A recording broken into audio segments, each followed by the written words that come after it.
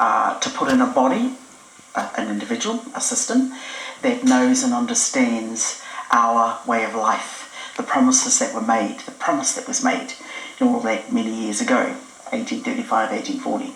So we want a watchdog person and persons that have our interests in mind. The best outcome would be to bring that veto component to it. Obviously, I think that's when you do that, you're serious, you're determined, and you are saying we know best about ourselves. We have solutions about ourselves, ground, in the middle, and in the higher, whatever those echelons are. But ground in the higher or middle echelons, whatever they are. Obviously, she's talking about spiritual things, but as she goes on, it's obviously not the same spirit we're talking of.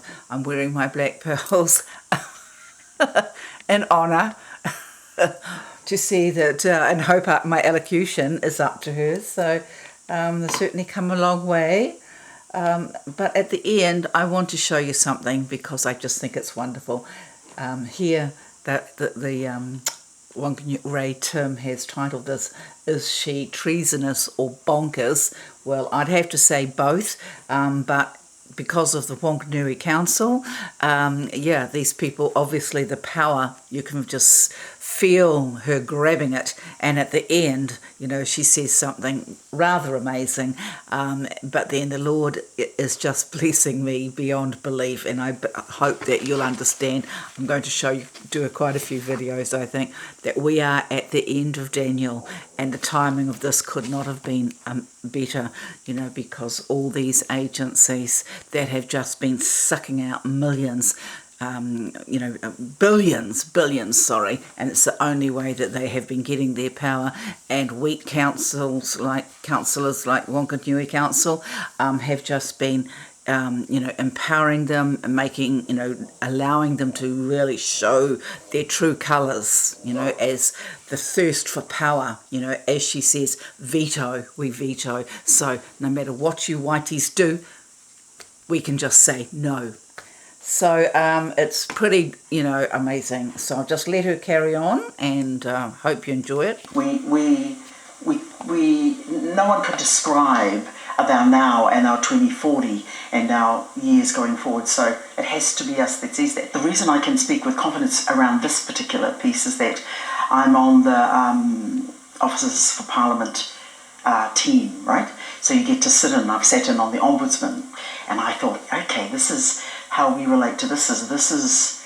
They've got a big and serious job to do, and they are outside monitoring the inside. So it's time for us to bring this thought through. It's amongst our policy thinking and work, but now we can describe it and specify it and go, this will power it up for us, and as well as the tribunal. Those things shouldn't go. Those things still have reason, purpose, and value, but none of it will be at the cost of ceding sovereignty. We're not going to do that. This lot decide that they know what's better for us and about us, but not discuss it with us. They are used to their own comfort and their own privilege and their own white fragility. So, you know, their own white fragility, okay, get that? Can you just see the hatred just seething right now? The white fragility. And now listen to what she says. It flops out everywhere. You can see it sometimes in the last year. The white fragility flops out. It flops out everywhere. You can see it sometimes in the last year. White fragility this flops out. This is the time to... Okay. And that's what they believe, you know, because all these Pākehās in the council who think, you know, that they understand more than the rest of us, who have been taught by the Marxists, who are, you know, they're covering up their cowardice with this false, you know, intellectualism and, you know, do-gooderiness. And, you know, and they think these people are their friends, but they despise them, and are just waiting, giving them every little bit, you know, and till they come in and do the whole thing. So I would like to show you the timing of this, because our God our powers that she talks about, echelons, they actually don't need the help of humans. But they are. Here it is. Let me tell you a little story about Doge. The clock struck 2 a.m. on January 21st, 2025. In Treasury's basement, fluorescent lights hummed above 4 young coders. Their screens cast blue light across government-issued desks, illuminating energy drink cans and And it's called Operation Big Balls. So we can just flop those out of our pants. agency badges. As their algorithms crawled through decades of payment data, one number kept growing. $17 billion in redundant programs. And counting. Edward Corristein's code had already mapped 3 subsystems. Luke Ferreter's algorithm. Okay. Doge's access. Democratic senators who had ignored other moves suddenly demanded emergency hearings. Former USAID officials flooded media outlets with warnings about institutional knowledge loss and diplomatic catastrophe. But their traditional defenses crumbled against Doge's new playbook. While bureaucrats drafted memos about proper procedures, the young coders were already mapping payment flows. While senators scheduled hearings, pre-positioned personnel were implementing new transparency protocols. While media allies prepared hit pieces, Doge's algorithms exposed decades of questionable transaction.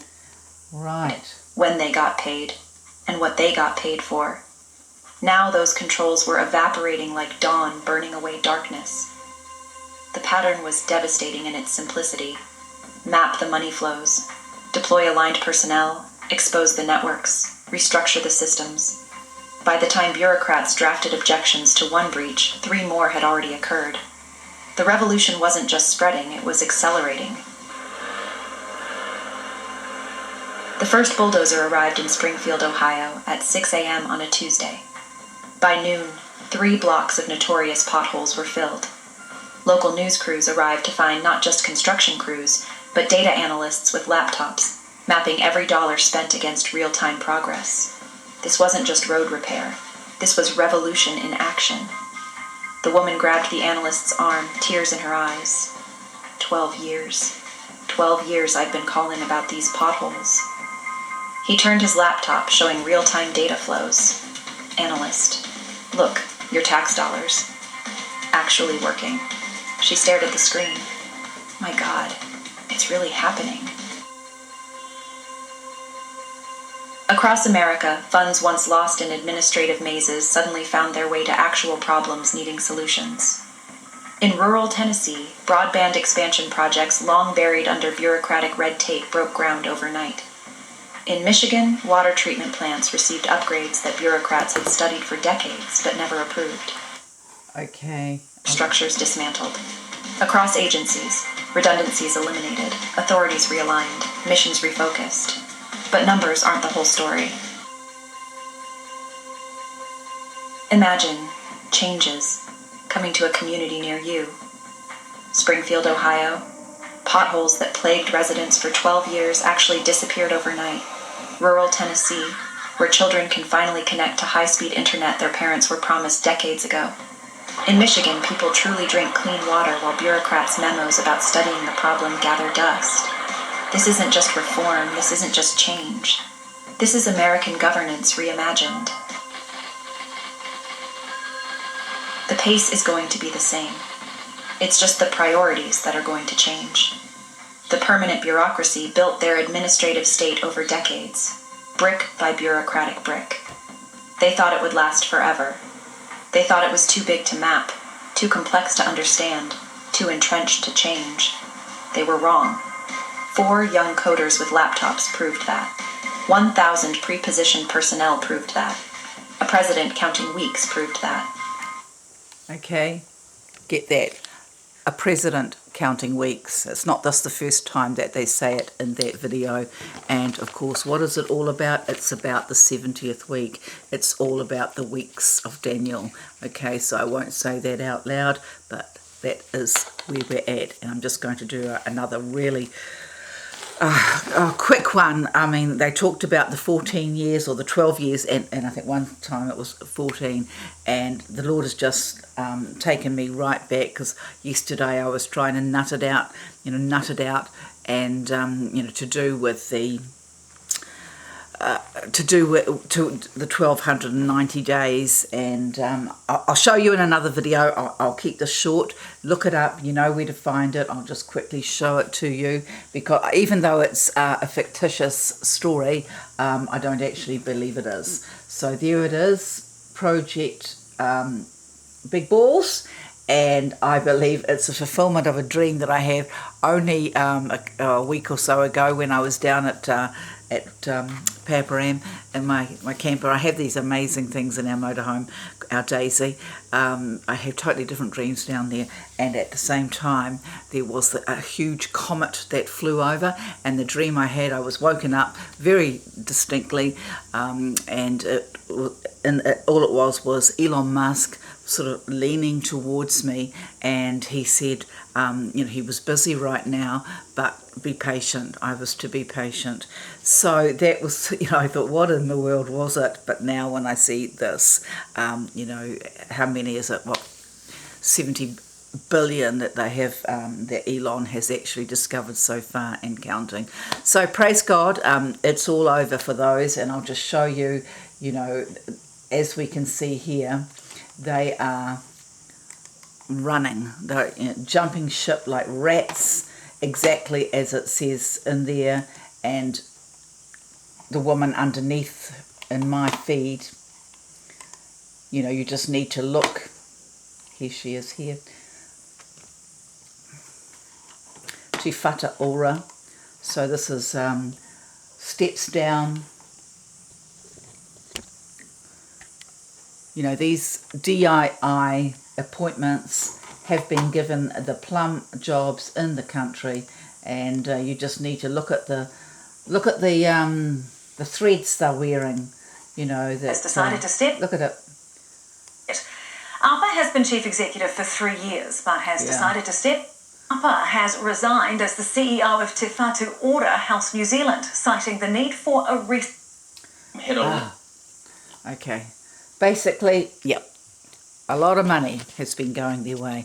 So, have faith. I do. I've got much more to tell you, but I'm just going to do it in a really quick video.